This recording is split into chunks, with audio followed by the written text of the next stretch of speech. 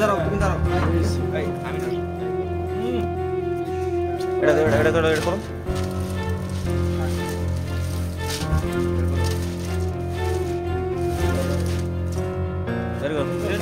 সব বের করো না ভাই সহজে বলে না ঠিক আছে না সব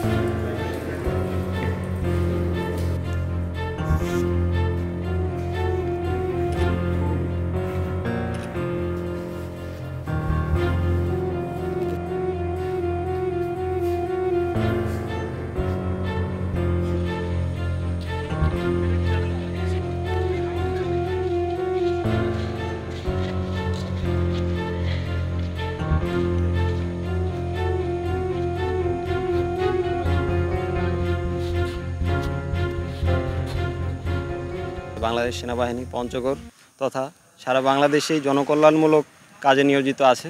এরই প্রেক্ষিতে আজ আমরা মোলানীপাড়া এলাকায় একজন ব্যক্তিকে ৮,৪০০ পিস টাপেন্ডাডল সহ আটক করি।